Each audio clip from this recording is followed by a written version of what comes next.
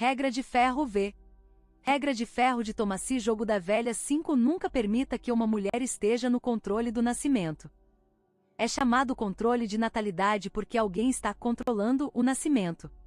Existem atualmente 41 tipos diferentes de contracepção disponíveis para as mulheres. Para os homens há apenas 2, vasectomia ou preservativo. Sua única linha de defesa contra a escolha dela, a única coisa separando um homem de uma vida, não apenas 18 anos, interagindo com o decisor do curso de sua vida, é uma fina camada de látex. Sempre use proteção. Eu já ouvi muitos caras repetirem o argumento de que eles implicitamente confiam que suas namoradas tomem a pílula ou qualquer outra coisa, e que ela não quer filhos, apenas para se tornarem papais despreparados 9 meses depois do acidente. O único acidente que tiveram foi não estarem eles mesmos controlando o nascimento. Na verdade, eu diria que os homens precisam tomar cuidado extra quando estão em um RLP, já que a facilidade de ficar muito relaxado com ela está presente. Gravidez acidental é praticamente uma indústria caseira agora. Para uma mulher sem educação, ou mesmo com e sem meios, uma gravidez não planejada pode ser uma boa perspectiva, especialmente quando todas as leis e expectativas sociais pesam a seu favor. Estas são as mamães profissionais. Quando dei conselhos em Reno, conheci um homem que se casou com uma mulher que tinha 3 filhos de 2 pais diferentes, e que ele mesmo havia engravidado com o quarto. Ela era uma mãe profissional.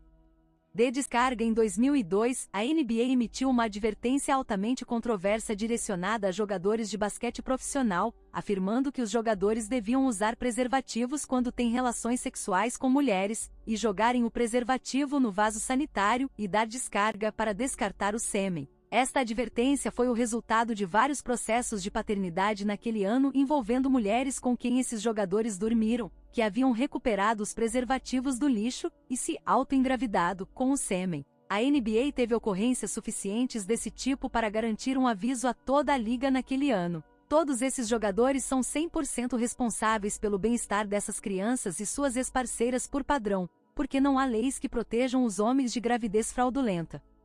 Até que ponto a proteção é implicitamente implicada? Se um homem faz tudo o que está ao seu alcance para evitar uma gravidez, exceto a abstinência ou uma vasectomia, e pode provar sua intenção e a mulher ainda engravidar, mesmo por fraude, o homem ainda é responsável por essa gravidez.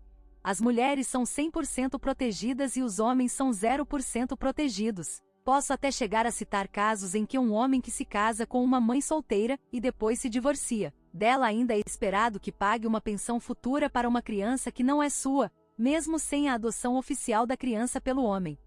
Muitos caras gostariam de tornar isso uma questão moral, mas não é uma questão de certo ou errado, é lidar com os fatos do que está no ambiente em que nos encontramos hoje. O fato é que, a menos que os homens usem a descrição anterior e assumam a responsabilidade pelo controle do nascimento, não permitindo que uma mulher seja a única responsável por ele, ele se torna 100% impotente. Isso significa levar seus próprios preservativos e dar descarga neles você mesmo, e sim, até mesmo, especialmente, em um RLP ou casamento. Isso significa manter-se firme mesmo quando ela diz, tire essa coisa, estou tomando a pílula e quero sentir você.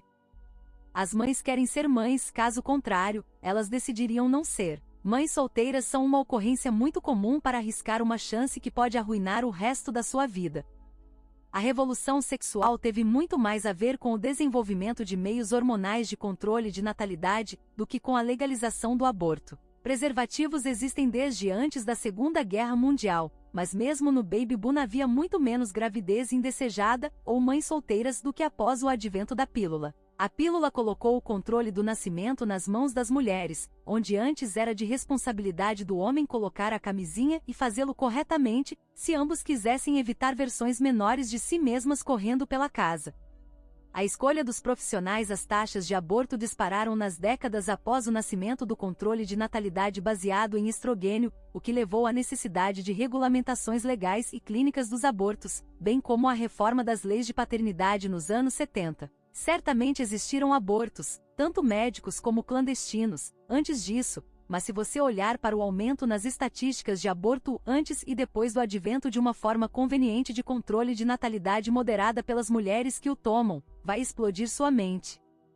E agora, mesmo com a grande variedade de métodos de controle de natalidade disponíveis para as mulheres hoje e mais de 30 anos de abortos médicos seguros, ainda vemos um aumento nas famílias de mães solteiras e nas taxas de aborto. Alguém poderia pensar que essas estatísticas seriam mais baixas à luz de toda essa modernização e dos saltos que as mulheres fizeram culturalmente desde a revolução sexual, mas infelizmente não. Na verdade, a taxa de natalidade em mães solteiras subiu, ajustada para a população, desde o fim dos anos 80, e o aborto é tão popular quanto sempre, mesmo quando novos métodos como a pílula do dia seguinte e o RU286 estão prontamente disponíveis, e convenientemente os males sociais, como resultado, são colocados diretamente em pais molengas em vez de nas mulheres que escolheram ter filhos.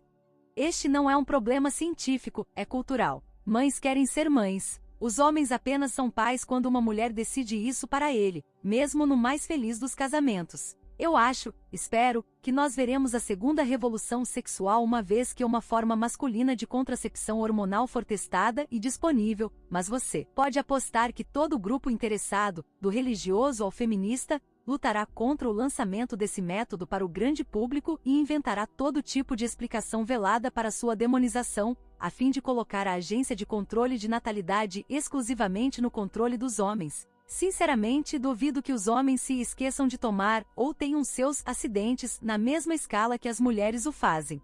Controlando o nascimento é uma tarefa muito diferente colocar uma camisinha no calor do momento, reativa, e simplesmente engolir uma pílula pela manhã, proativa. É discutível que a tarefa mais difícil é lembrar-se de tomar uma pílula de manhã ou de aplicar o preservativo no momento apropriado. Na última situação, há pelo menos duas pessoas conscientes de que o preservativo deve estar ligado antes da relação sexual. Uma mulher é igualmente cúmplice em sua própria gravidez se consensualmente faz sexo com um cara sem camisinha? Ambos conhecem os riscos assumidos, no entanto. Uma mulher que se esquece de tomar a pílula não é insultada como idiota ou negligente como um homem que não usa camisinha.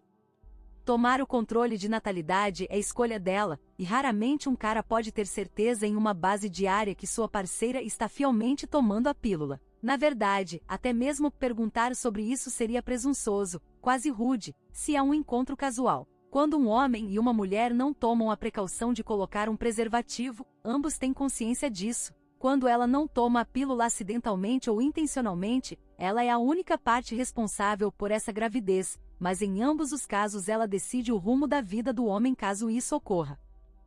A resposta óbvia é colocar os homens no controle do nascimento, use um preservativo. No entanto, a natureza do anticoncepcional masculino é reativa, e mesmo no caso em que um homem tem o preservativo no bolso, ele ainda pode ser enganado por ouvir ela dizer: "Não se preocupe, eu estou tomando a pílula." O controle muda, mas a responsabilidade nunca muda.